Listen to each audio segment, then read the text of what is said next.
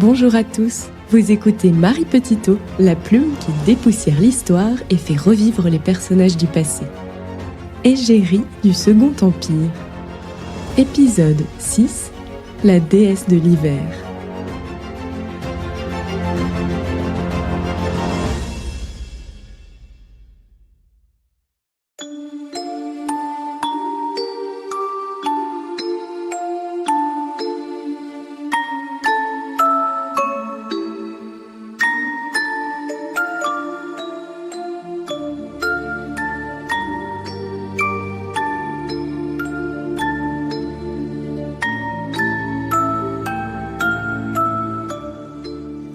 Février 1861, Palais du Louvre, 9h du soir.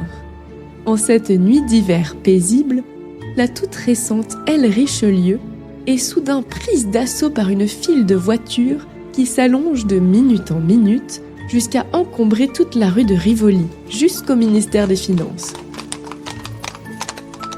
Duchesse, prince et marquise, escortés de postillons, affluent au bal masqué donné par le comte Alexandre Walewski et son épouse la comtesse Marianne Walewska. L'occasion est belle, l'inauguration des nouveaux appartements d'apparat abritant leur ministère d'État en charge des beaux-arts. Ce brillant bal masqué se révèle vite la fête la plus remarquée de la saison du carnaval tant prisée sous le Second Empire. Tous ceux qui ont assisté au bal du ministre d'État ne tarissent pas sur la magnificence, le bon goût de cette fête épique, s'enthousiasme un chroniqueur de la presse littéraire. La fine fleur du Paris du XIXe siècle est conviée au premier étage du ministère par un escalier monumental orné de fleurs et de statues. L'escalier donne directement accès à une riche galerie conduisant à la salle de bal.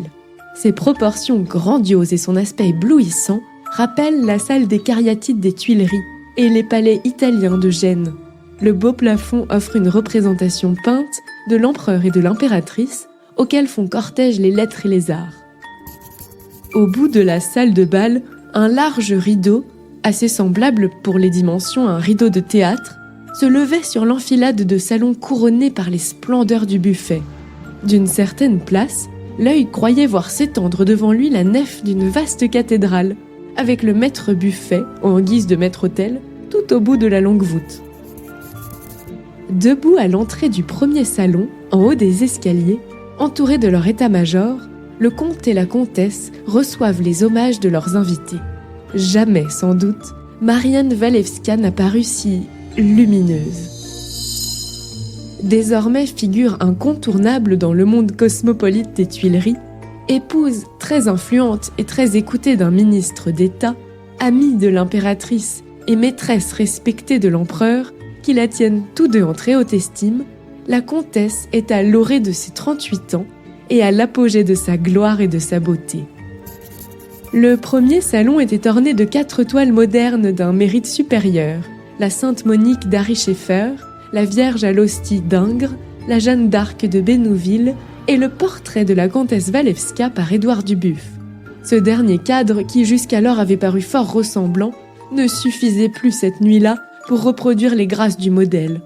Le costume si élégant et si séant dans lequel la belle comtesse Walewska a reçu ses invités éblouis doit être intitulé, selon les meilleurs auteurs, « Une nuit d'hiver » ou bien plutôt « Une déesse de l'hiver ».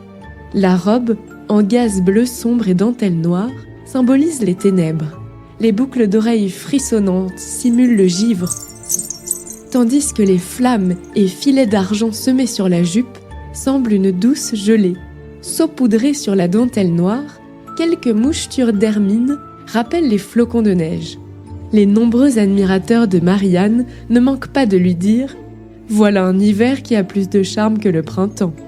La comtesse apparaît incomparable dans sa perfection. Elle surpasse les autres femmes par sa plastique irréprochable et son magnétisme irrésistible, sublimé par ce costume à la fois luxueux et poétique. La coiffure, toute de fantaisie, était ravissante et laissait échapper à flots sur les épaules une abondante chevelure poudrée d'or fin. Autour du cou de la gracieuse hôtesse se déroulaient successivement 5 rivières de diamants étincelantes de tous les feux de la terre et du ciel, qui simulaient les glaçons. Mais tout cela était peu de choses en comparaison de la comtesse elle-même. Vous l'avez vue à Paris.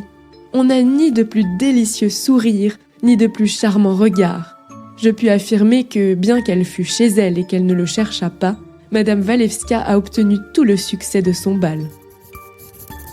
Parmi les grandes figures des arts et des lettres présentes ce soir-là, Alphonse Royer, directeur de l'opéra, le prince Joseph Poniatowski, à la fois diplomate, musicien et artiste lyrique, ou encore le poète, romancier et critique d'art Théophile Gautier. Tous sont en habits noirs et manteaux vénitiens jetés sur les épaules, costumes à la fois commodes et élégants, plébiscités par les hommes. D'autres se font beaucoup plus excentriques. On croise dans les salons des personnages qui semblent surgis d'une toile ou exhumés d'un autre siècle. Et pour une fois, les hommes ne sont pas en reste. Le célèbre peintre et pastelliste Eugène Giraud, méconnaissable dans son costume de chinois bleu, avec grande barbiche naturelle, fausses dents et masque bistré, obtient l'un des grands succès masculins de la soirée. D'autres encore sont relevés par les chroniqueurs. Le sculpteur Charles de Cordier figurait un buisson de roses auquel il ne manquait que les épines pour être tout à fait nature. Mais il avait eu le bon goût de ne pas pousser le réalisme jusqu'à ensanglanter ses valseuses. Le marquis de Gallifet, officier attaché à la maison de l'empereur, en diable rouge et or, avait une chevelure si semblable à un incendie qu'un de ses amis en sortant faisait le pari d'y allumer son cigare. Georges de Salverte, maître des requêtes au Conseil d'État, en nécromancien, promenait de salon en salon, de groupe en groupe, sa robe constellée de signes magiques, sa barbe du blanc le plus vénérable, sa baguette et ses prophéties.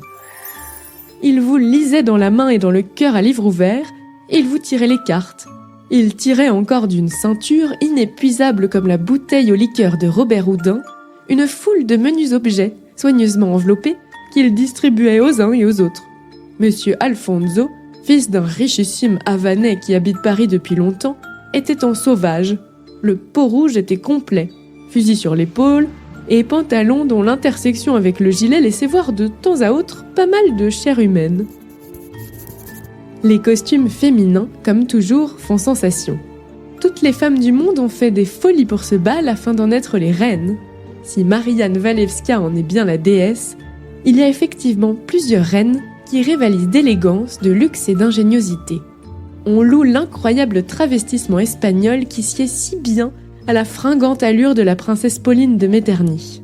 Sorte de toréador féminisée, elle est ravissante avec ses souliers noirs à talons rouges, son habit de velours noir, rouge et doré, et sa résille d'or dans les cheveux.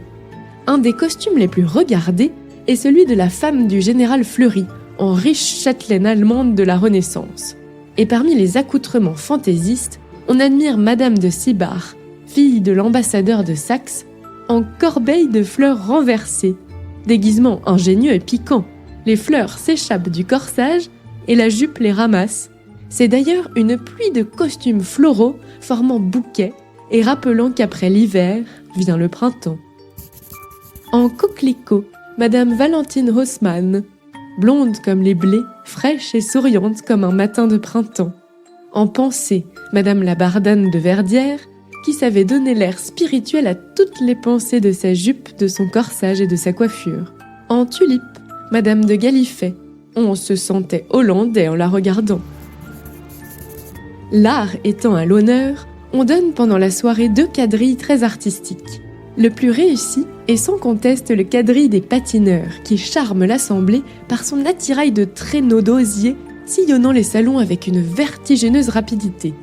Le Monde illustré offre une savoureuse description des danseurs accompagnée d'une gravure. Les danseurs en bottes molles, culottes collantes, vestes garnies de fourrure et bonnets fourrés faisaient vis-à-vis à des danseuses vêtues de jupes courtes bordées de duvet de cygne. Ce bal d'inauguration du 11 février 1861 est un véritable triomphe. Les danses se prolongent jusqu'à 4 heures du matin. Le journaliste Léo de Bernard s'extasie. Les mystérieux et omnicolores dominos, les habits d'incroyables de chasseurs allemands, de postillons, de persans, les costumes de Cromwell, de gentilshommes du temps de Henri III, se détachaient agréablement sur le sombre du manteau vénitien sous lequel les plus grands personnages abritaient leur gravité. Ces riches travestissements, ces costumes que chacun avait su si bien s'approprier, faisait des salons nouvellement décorés du ministère d'État un éblouissant palais qu'auraient admiré les obstinés qui regrettent encore les fêtes du temps jadis. Les journaux relèvent également qu'à 2h du matin, un mystérieux personnage en domino bleu fait son apparition. Le visage discrètement caché sous un masque de satin, il parcourt successivement tous les salons, donnant le bras à la comtesse Walewska. Personne n'a reconnu officiellement le domino dont je parle, mais la foule s'ouvrait respectueusement sur son passage et ouvrait ainsi le champ à 1000 conjectures. Il s'agit bien entendu de l'empereur. Malgré l'absence de génie, anéanti par la mort de sa sœur la duchesse d'Albe, Napoléon III ne peut s'empêcher de faire une incursion au ministère d'État pour le simple plaisir d'observer les salons d'apparat et de passer quelques instants privilégiés avec l'étoile de la soirée, sa chère Marianne Walewska.